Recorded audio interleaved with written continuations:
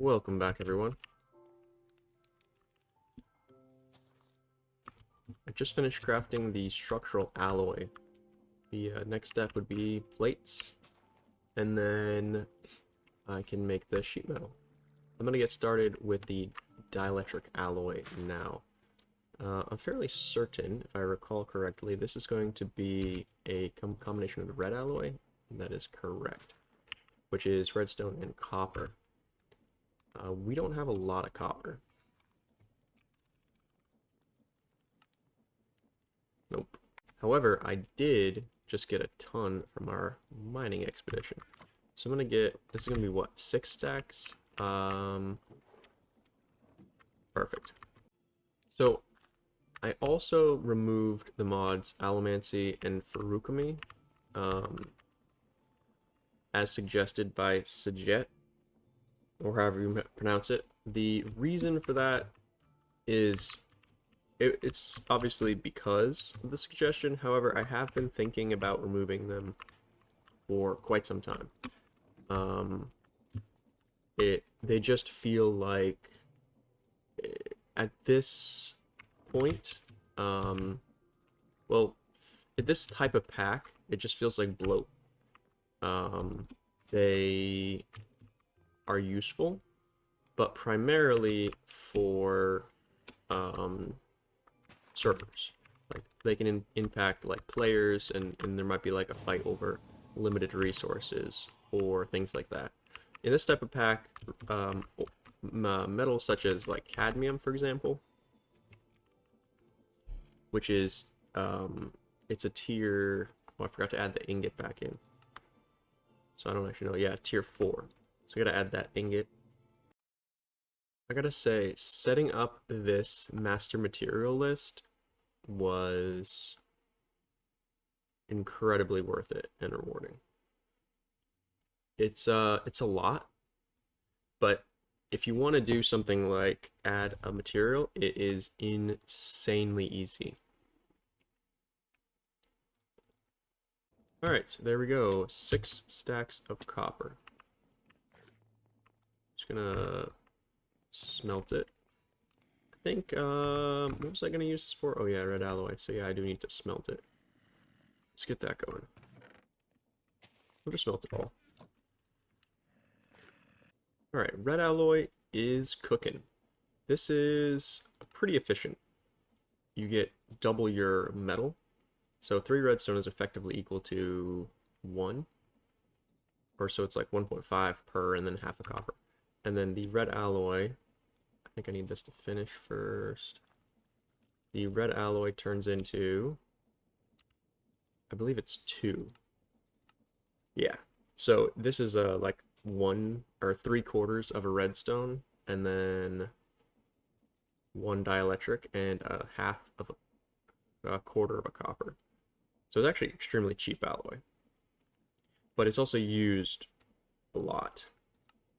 I'm gonna need to make, yeah, it's used a lot, because it's this dielectric rods, and it can't be casted either, so it's 1-to-1 with the rods, which are used like everywhere, including the scaffolding.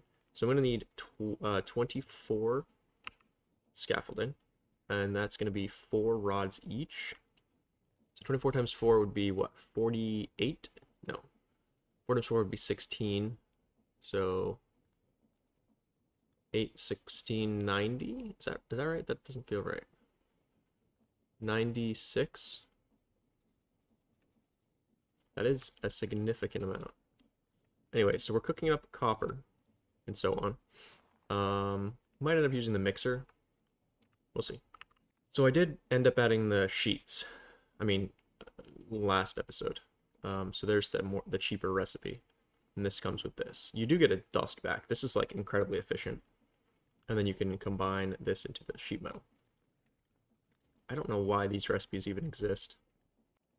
Oh, it looks like you can also do a slightly in-between recipe with 1 ingot into 1 sheet metal if you have a sheet metal cast, which is 2 ingots of steel. However, I think I used up my steel. I don't think I have any more. I'd have to find another Beyond Earth meteor. You know, what might also be a good idea is to get a second alloy kiln so I can chain this.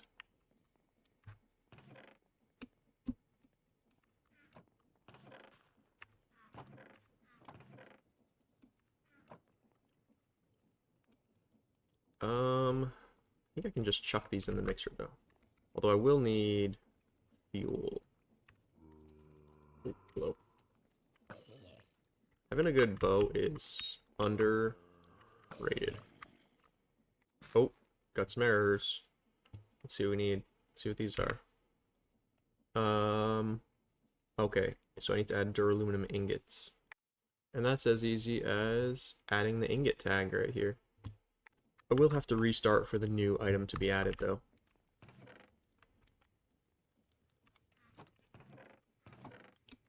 Alright, so mixing up some more dielectric alloy. I'm also going to need to turn it into, yeah, rods. So... Whoo, snap. That's 6 to 2, so that's 3 apiece. Yeah, so this is like a really expensive, like, first step. Which was kind of one of my goals to begin with, was to make material processing cheaper through tech, and then material acquisition more efficient, aka multiplying refining through magic. Um, but yeah, not bad. I do feel like there is still a significant amount of content bloat. I really want to move Arse, but honestly, it might be better to move Nature's Aura. However, Arse is so small compared to Nature's Aura. Like, Nature's Aura has multiple steps. Like, it's got the, you know, the Ritual of the Forest, the Natural Altar, the Crimson Altar. Yeah. Alright. So, making some rods. This is going to take a minute. But that'll be the last step. So, grab some more of that, put some more of that in there. I don't know if I have dielectric paste in there. No. Thankfully, I did make a bunch of the paste, so I still need to come up with a better way to, like, mass feed this. Oh, you know what? I should do multiple sources. So, like, it comes in from one side, two sides, three sides. That would be smart. Yeah, that would be really smart. But that would require, like, a bunch of extra work. Although I could just do, like, a depot here. That could be smart, too. Just, like, a depot with a funnel going into this. I also realized by removing these powerful shards from ore drops, you have no, there's no way to really get them in order to substitute in these recipes. So I'm thinking about reducing the amount you get from ores and then switching it to powerful. And then you primarily would get these regular shards from like mob drops if you're not playing in peaceful. Got some of the rods. Should enough to start? No, I believe I need 12. Close though. I also am going to need, let's see, some electrical alloy, which I don't think I have. So I'm going to craft up some of that. Some tiny capacitors, which I don't have either. Oh, and I'm going to need gold spools.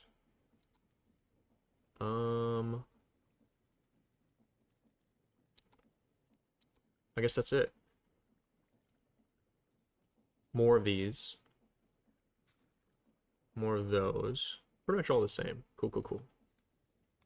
So electrical alloy is going to be fire, which I don't think I have yet. Silver and gold. Let's see what our resource. Look at my inventory right now. This is horrible. All right, quick upgrade. I'm just gonna kind of get this to kind of do one of these numbers. Refresh the brain. All right, so gold and silver. Now we also are going to need fire. So that's flint and steel, torch, and gunpowder. I do have, I believe those. Fire, or sorry, torch. I think flint and steel's in my backpack. Gunpowder is, I think, in here. Perfect. Now we just switch this out, and yeah, good to go. So gunpowder, flint and steel, torch. Boom, boom, boom. And then we grab this. put these in here. Boom, boom, boom. Talk to me. I guess I'll harvest some more of that as well. I wonder how well a tree farm with this would work, because they're kind of bigger than usual. 24 scaffolding. We've got the 24 scaffoldings ready to go. The 16 structural alloys. I'm working on the gold wire for the gold spools. Then it's just going to be this, which is incredibly easy, and then the electrical alloy. The electrical alloy is cooking. It's time to make some casing. Now, this is a recipe you're probably going to want to figure out how to automate. I might do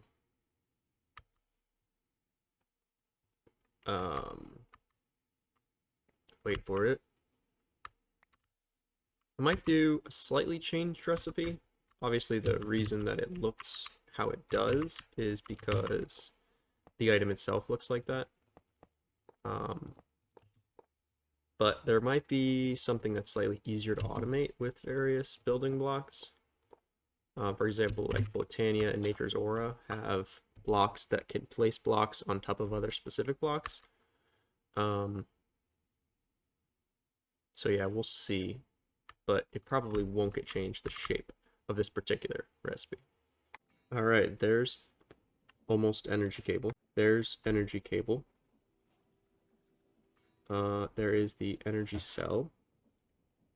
And the Furnator requires 4 more, which is a bummer because... Oh, no, we have 4. Perfect. So I also switched the inputs here. This requires copper and silver now. So it doesn't accidentally make Electromania. And then the other one requires gold. Alright, there is the starter Furnator, and also... Oh no.